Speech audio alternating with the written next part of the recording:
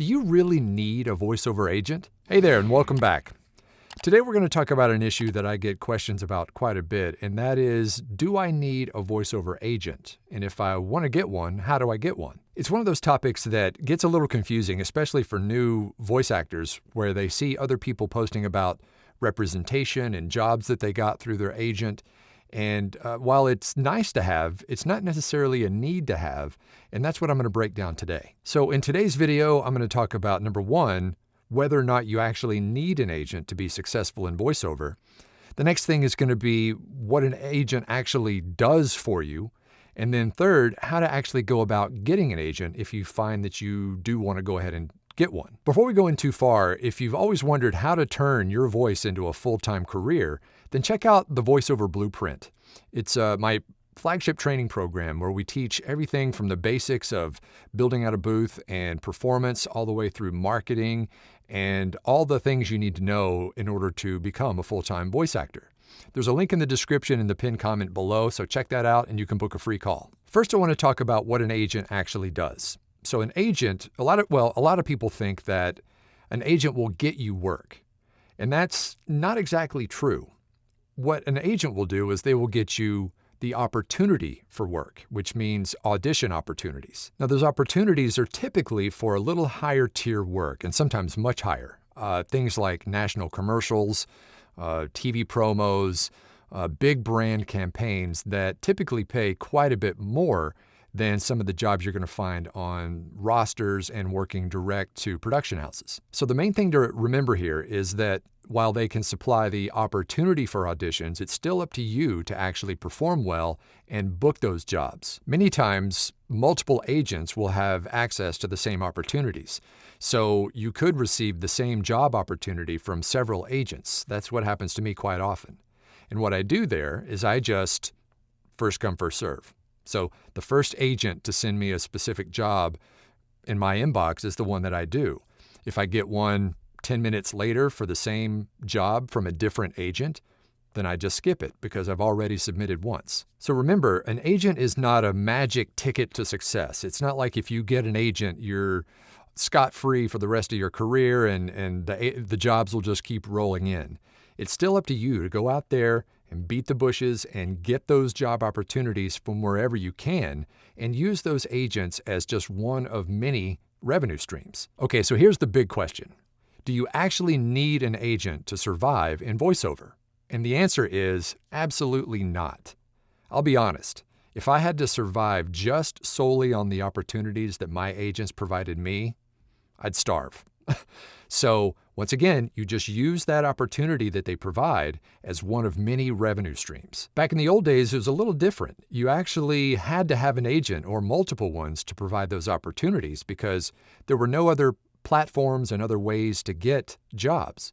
You had to rely on your agent to send you the opportunity. Nowadays, you can book really well-paying and steady work all kinds of places. Things like online casting sites like voices.com and Voice123, freelance sites, the biggest one I think, which is direct marketing, where you just literally find the right people to reach out to and introduce yourself that way.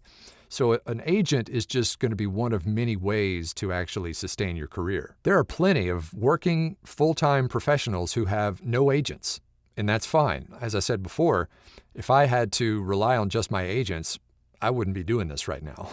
So it's up to you to go out and find the opportunities. Just add the agents as one more of those. So before you even start thinking about an agent, there are several things you need to do before you even start going down that road. The first is just work on the craft. Work on your performance skills, work with a coach or a training program. Work on those muscles that you need to have in place so that when you start getting opportunities from an agent, you're ready and prepared to actually start submitting. The next step would be building a portfolio of work and, some demos. Remember, never go after an agent or any other kind of direct work by using a DIY demo. Always, always, always have professional demos because that is going to be your bait when you go out and you start looking for agents. Here's the truth. Agents want to sign people who are already booking work because they know that if they add you to their roster, it's just going to make them more likely to book that job for you than some other agent. They're not really looking to help you build your career. They're looking for people who already have an established career and have proven that they are talented, that they're reliable, and are already booking solid work. So paradoxically, the best way to get an agent is really to prove that you don't need one. And now for something completely different. Black Friday is almost here, guys, and we here at the VoiceOver Blueprint are doing something pretty special, something we've never done before. So if you want to be the first to find out about what this insane deal is for Black Friday, there's a link in the description and pinned comment below where you can sign up and be on the waiting list to be the first ones to find out when this thing drops. So if you're serious about your voiceover career, you do not want to miss this. So more details coming soon. And now back to your regularly scheduled program. Okay, so when are you ready for an agent? Okay, well, the first step is going to be to actually be consistently booking work on your own. The next step is professionally produced demos. DIY demos need not apply. So before you start reaching out to agents, make sure you have at least one, if not multiple demos in several different genres.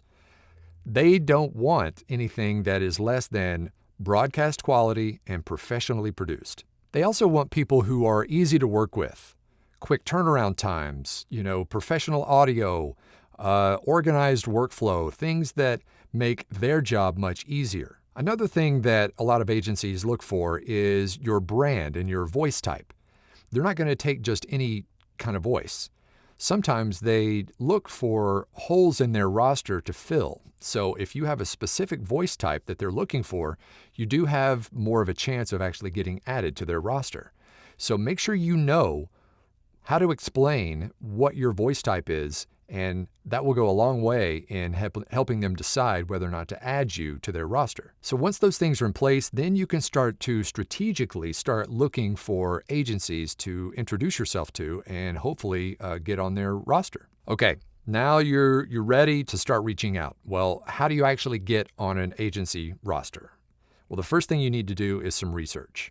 You need to look for rosters and agencies who actually represent talent who fit what you do. Don't just start shotgun blasting your demos out to any register that you can Google search. Do a little bit of research. Do they only do commercial? Do they only do medical or political? There are so many different kinds of agencies that you need to make sure that you're fitting what they're looking for. Okay, the next step when you've actually located someone that you want to reach out to, the next step is going to be to follow their submission requirements exactly. Every agency has its own process for submissions. Some it's just as simple as emailing them with an attachment. Others, it's a submission form. Some people will say, your demo can be only a certain file size or length.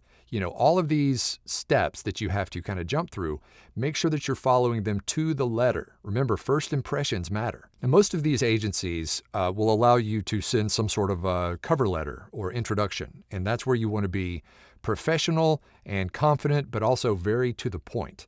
People have very short attention spans, so just get to the point, introduce yourself, tell them how long you've been doing this, where you're located, maybe a link to your website, and that's it. Next is be patient and persistent. So these people are very busy, and they get lots of submissions every day, so it takes them a while to go through and kind of weed out some of the ones that they don't want and then reply back to the ones they do. After a few months, if you haven't heard anything, it's okay to politely reach back out and maybe just nudge them a little bit. A lot of people will actually just send a reply that just says, thanks but no thanks, or try back in 6 months, or the best part, yes, you're in. In the meantime, while you're waiting on these agencies to get back to you, don't just sit by your inbox hoping for a reply. Just get back to work booking your own jobs. Agents love to see people independently booking their own work. Okay, now I want to do some myth busting. And these are common misconceptions about agencies and agents that a lot of people when they first get into voiceover have. Okay, the first myth is that an agency is going to start sending you opportunities right out of the gate and your inbox is going to be flooded with more than you can handle. Now, sometimes that can happen, but most of the time they're going to want to test you out. So they're going to send you a handful of auditions first just to make sure that you can follow the directions in the brief, that you can hit the deadline, and just be professional. Once they see that you can perform well, that your audio is decent, that you can follow all the directions in their briefs, then they'll start to send you more and more opportunities. Myth number 2 is that you can only have one agent. Also incorrect. I have 5. As long as they don't overlap in markets, it's okay to have multiple agents. You can have them kind of spotted all over the country, and that just multiplies the audition opportunities you can get. But remember what I said before, don't submit auditions for the same job through multiple agents. Like I said before, I just do the first one that hits the inbox for a particular job. Any subsequent ones that come in for that same job, I just decline. Okay, the third myth is that once you've gotten an agent, you can just sit back and wait for the opportunities and not market yourself. And that is completely false. I mean, if you want to just sit around and wait for those to come in, you're probably not going to be able to build a very sustainable business over the long term. Your agent doesn't replace your marketing, it just expands it. So continue doing your direct marketing as usual and just use your agency as one more spoke in your overall revenue wheel. So the short answer is, do you need an agent? Is no, you don't. You can build a sustainable, multiple six-figure income without even ever having an agent. But if you want to diversify, the right agent can open a lot of big doors for a lot of big-time work that you couldn't get otherwise. So if you're new or semi-new to voiceover, focus on building your business first. After a while, once you've shown some consistency and you're booking on a regular basis, then you can start to do some research and reach out to agents who might fit what you do. All right, thank you for watching. And if you like this content, feel free to hit the like button and the subscribe and notification bell. And if you have any questions about maybe moving to that next level of actually getting an agent, leave a comment down below. Happy to help with that. Also, if you want a roadmap of actually moving from part-time to full-time voiceover, then make sure you check out this video located right here.